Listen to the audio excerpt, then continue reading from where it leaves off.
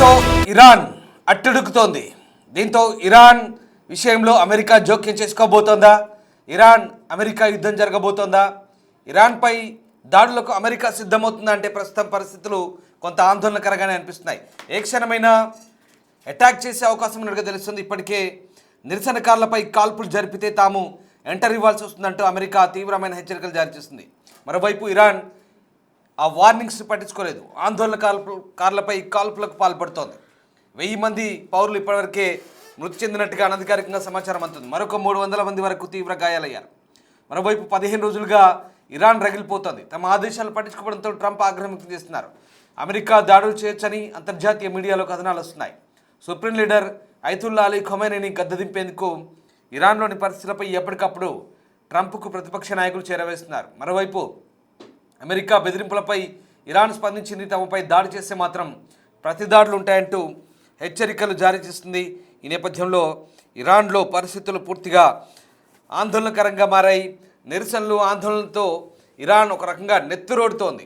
వందలాది సంఖ్యలో మృతి చెందారు. అధికారికంగానే 580 మంది పైగా మృతి చెందినట్టుగా సమాచారం అందుతోంది. అనధికారికంగా ఈ సంఖ్య రెట్టింపు అవ్వచ్చు. ఇక దాదాపు ఇప్పటి వరకు వేలాది మందిని అరెస్ట్ చేశారు. 20,000 మంది పైగా అరెస్టు చేసి కేసులు పెట్టినట్టుగా తెలుస్తోంది.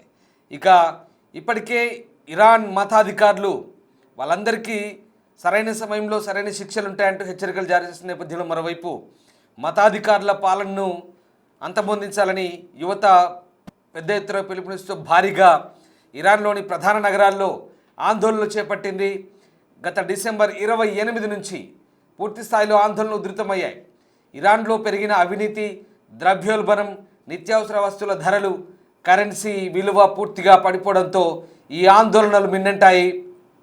1979 ముందున్న రాజుల కాలం ఏదైతే ఉందో దాన్ని తిరిగి పునరుద్ధరించాలంటూ ఇరాన్లో కొంతమంది ప్రజలు కోరుతున్నారు.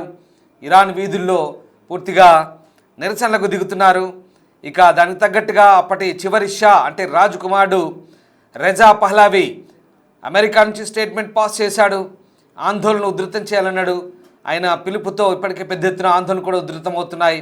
ఈ నేపథ్యంలో ఇరాన్లోని ప్రధాన నగరాలైన తెహ్రాన్, అలాగే షిరాజ్, రస్తో ఇలా చాలా పెద్ద ప్రాంతాల్లో పెద్ద ఎత్తున ఆందోళనలు మిన్నంటున్నాయి. మరోవైపు ఏ క్షణమైనా అమెరికా జోక్యం చేసుకోవచ్చనే వార్తల నేపథ్యంలో ప్రస్తుతం ఇరాన్లో పరిస్థితులు అట్టుడుకుతున్నాయి. ఒకసారి ఇరాన్లో తాజా పరిస్థితుల దృశ్యాలు చూద్దాం.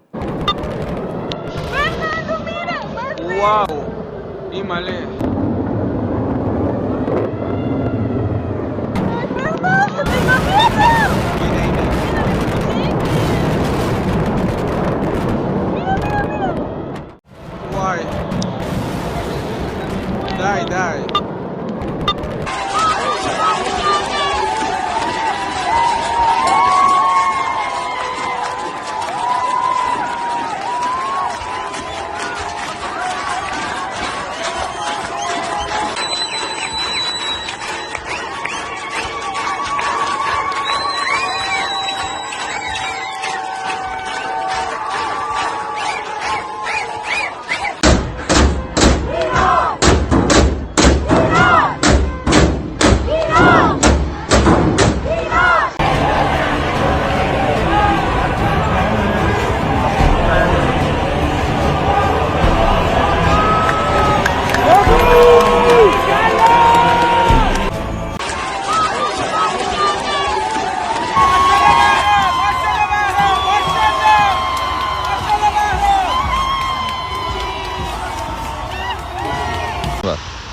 از اون ور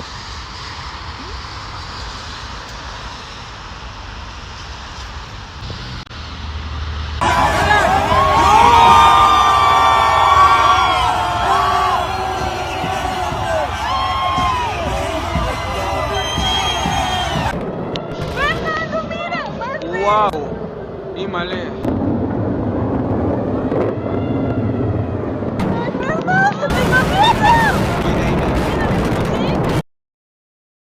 మరోవైపు పశ్చిమాసియా వ్యాప్తంగా ప్రకంపనలు రేగుతున్నాయి. యుద్ధ మేఘాలు అలుముకుంటున్న సంకేతాలు కనిపిస్తున్నాయి. ఈ ఆందోళనకు సంబంధించి ఇరాన్, అమెరికా మధ్య మాటల తూటాలు పేలుతున్నాయి. ఆందోళనకారులకు ఏమైనా జరిగితే తాము రంగంలోకి దిగుతామంటూ పదే పదే అమెరికన్ ప్రెసిడెంట్ ట్రంప్ హెచ్చరిస్తూ సైనిక చర్య దిశగా సన్నాహాలు చేస్తున్నారంటూ మీడియాలో వార్తలు వస్తున్నాయి. సైనిక అధికారులు ఇప్పటికే అధ్యక్షుడితో చర్చించారని తెలుస్తోంది. ఇరాన్పై చర్య విషయంలో అనేక ప్రతిపాదనలు ట్రంప్ ముందున్నాయని అధికారులు చెబుతున్నారు. ఇందులో అమెరికా నేరుగా జోక్యం చేసుకోకుండా పరోక్షంగా రంగంలోకి దిగేందుకు వీలైన సూచనలు కూడా ఉన్నాయి. ఈ ప్రతిపాదనలపై ట్రంప్ ఇంకా తుది నిర్ణయం తీసుకోలేదని అధికారులు అంటున్నారు. మృతుల సంఖ్య పెరిగితే మాత్రం ఆయన తీవ్ర చర్యలు తీసుకునే ఛాన్స్ ఉన్నట్టుగా చెప్తున్నారు. మరోవైపు ఇరాన్ కూడా అమెరికాకు తీవ్రమైన హెచ్చరికలు పంపుతోంది. ఒకవేళ అమెరికా తమపై దాడికి పాల్పడితే కనుక ఇజ్రాయెల్ అలాగే అమెరికా ఆక్రమిత ప్రాంతాల్లో ఎయిర్ బేసుల్లో తాము తీవ్రమైన దాడులు చేస్తామంటే హెచ్చరిస్తుంది. ముఖ్యంగా ఇజ్రాయెల్ను టార్గెట్ చేస్తామంటుంది ఇరాన్. ఎందుకంటే ఇరాన్ ప్రస్తుతం ఇజ్రాయెల్ టార్గెట్గానే ఈ హెచ్చరికలు చేస్తోంది.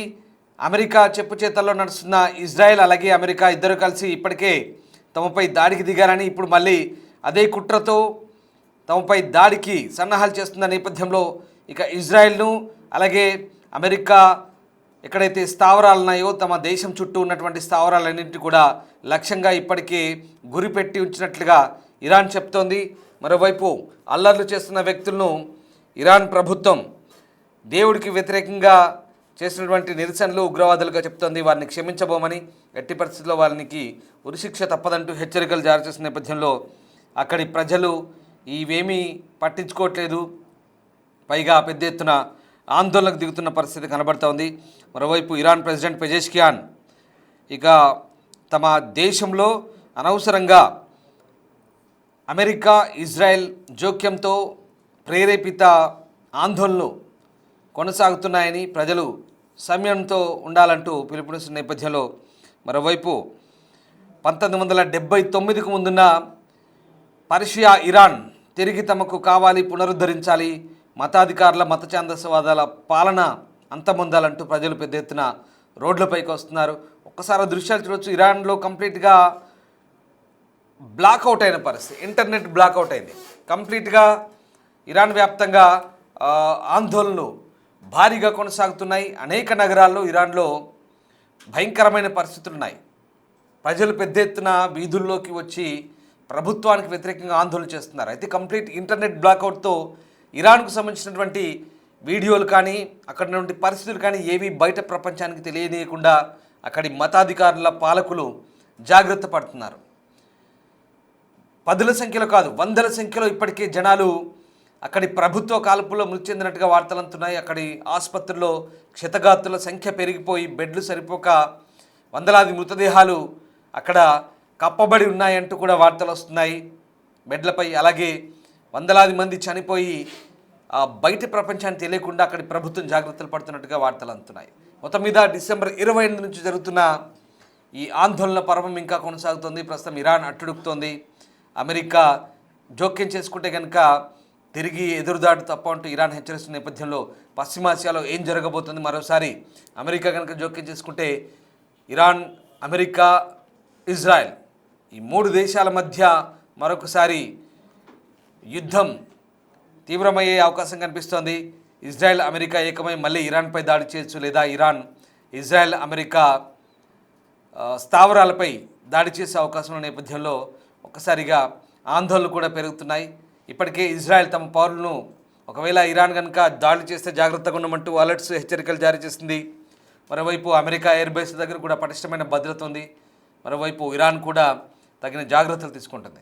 ఇంత జరుగుతున్న ఇరాన్లో అక్కడి మత పాలకుడైనటువంటి ఖైతుల్లా అలీ ఖొమైనీ ప్రస్తుతం ప్రజలపై బెదిరింపులకు దిగుతూ ఆందోళన, నిరసనలు ఆపాల్సిందిగా హెచ్చరిస్తున్నట్టుగా వాదనలు కూడా వినిపిస్తున్నాయి. మొత్తం మీద ఇరాన్లో పరిస్థితులు ఎప్పుడు సర్దుమణుతాయి, ఆ ఆందోళనకు ఎప్పుడు తెరపడుతుందని మాత్రం ఇంకా వేచి చూడాల్సిన పరిస్థితి. అమెరికా జోక్యం చేసుకుంటే కనుక పరిస్థితులు మరింత దారుణంగా తయారయ్యే అవకాశం లేకపోలేదు.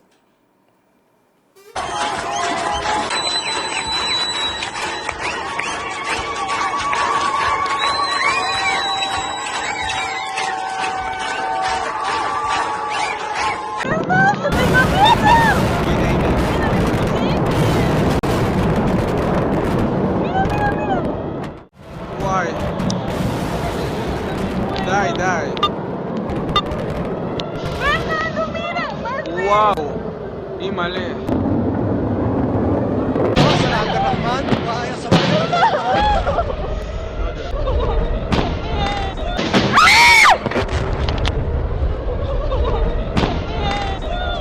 انفجارات متواصلة